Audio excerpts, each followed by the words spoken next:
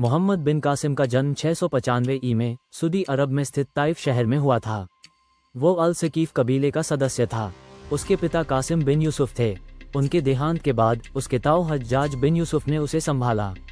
उसके ताऊ हज्जाज बिन यूसुफ इराक के प्रांतपति थे, जो मोहम्मद बिन कासिम का चाचा और श्वशुर भी था। उसने हज्जाज की बेटी जुबैदा से शादी कर ली और फिर उसे 17 साल की उम्र में ही उसे भारतीय उपमहाद्वीप पर हमला करने के लिए भेज दिया गया था।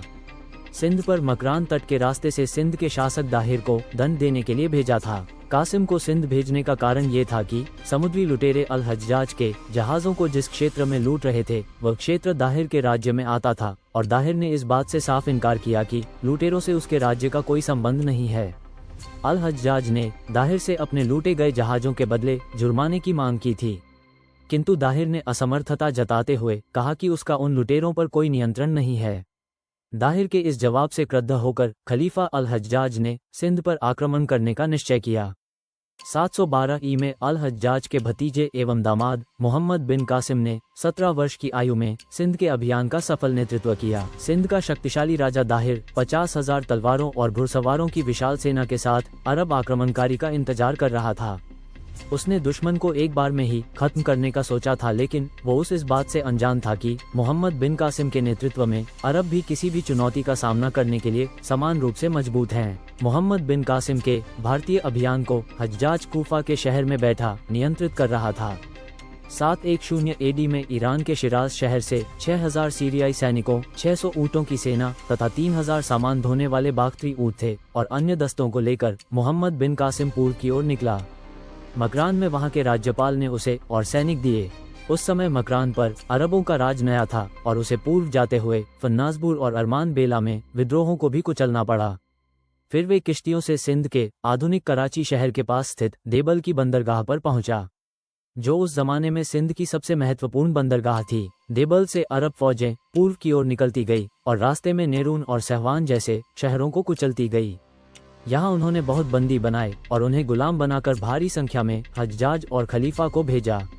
बहुत सा खजाना भी भेजा गया और कुछ सैनिकों में बांटा गया। बातचीत करके अरबों ने कुछ स्थानीय लोगों को भी अपने साथ मिला लिया।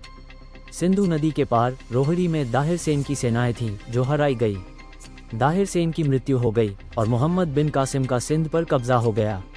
दाहिर सेन के सगे संबंधियों को दास बनाकर हज्जाज के पास भेज दिया गया। ब्राह्मणाबाद और मुल्तान पर भी अरबी कब्जा हो गया। यहाँ से मोहम्मद बिन कासिम ने सौराष्ट्र की तरफ दस्ते भेजे, लेकिन राष्ट्रकूटों के साथ संधि हो गई। उसने भी बहुत से भारतीय राजाओं को खत लिखे कि वे इस्लाम अपना लें और आत्मसमर्पण कर दें। उसने कन्नौज की तरफ 10,000 सैनिकों की सेना भेजी, लेकिन कूफा से उसे वापस आने का आदेश आ गया और यह अभियान रोक दिया गया। मोहम्मद बिन कासिम ने लगातार कई आक्रमण किए और अपने इन आक्रमणों में उसे विजय प्राप्त होती चली गई। उसने अपने नेतृत्व में जितने भी अभियान चलाए उन सभी में लगभग उसे विजय प्राप्त हुई। नेउन पाकिस्तान में वर्तमान हैदराबाद के दक्षिण में स्थित चराग के समीप था। देवल के बाद मोहम्मद कासिम नेउन की ओर बढ़ा। दाहिर ने नेउन की रक्षा का दायित्व एक पुरोहित को सौंपकर अपने बेटे जय सिंह को ब्राह्मणबाद बुला लिया। नेउन में बौद्धों की संख्या अधिक थी।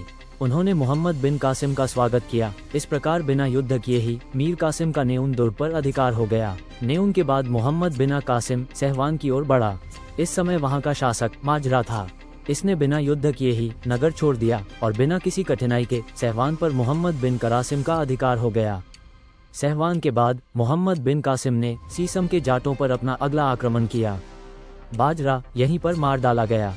जाटों ने मोहम्मद बिन कासिम की अधीनता स्वीकार कर ली। सीसम विजय के बाद कासिम रावा की ओर बढ़ा। दाहिर और मोहम्मद बिन कासिम की सेनाओं के बीच घमासान युद्ध हुआ। इसी युद्ध में दाहिर मारा गया। दाहिर के बेटे जय सिंह ने रावा दुर्ग की रक्षा का दायित्व अपनी विधवा मां पर छोड़कर ब्राह्मणाबाद चला गया। दुर्ग की रक्षा करने में अपने आप को असफल पाकर दाहिर की विधवा पत्नी ने आत्मदाह कर लिया। इसके बाद कासिम का रावा पर नियंत्रण स्थापित हो गया। ब्राह्मणाबाद की सुरक्षा का दायित्व दाहिर के पुत्र जय सिंह के ऊपर था। उसने कासिम के आक्रमण का बहादुरी के साथ सामना किया, किंतु नगर के लोगों के विश्वासघात के कारण वह पराजित हो गया। ब्राह्मणाबाद पर कासिम का अधिकार हो गया।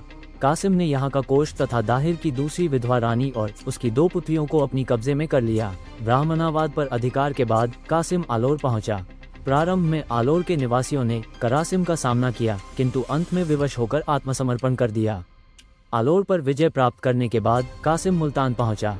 यहाँ पर आंतरिक कलह के कारण विश्वासघातियों ने कासिम की सहायता की। उन्होंने नगर के जल स्रोत की जानकारी अरबों को दे दी, जहाँ से दुर्ग निवासियों को जल की आपूर्ति की जाती थी। इससे दुर्ग के सैनिकों ने आत्मसमर्पण कर दिया। कासिम का नगर पर अधिकार हो गया। इस नगर से मीर कासिम को इतना धन मिला कि उसने इसे स्वर्ण नगर नाम दिया। मोहम्मद बिन कासिम ने सिंधु घाटी के संपूर्ण निचले कोठे में अरब शासन स्थापित कर दिया।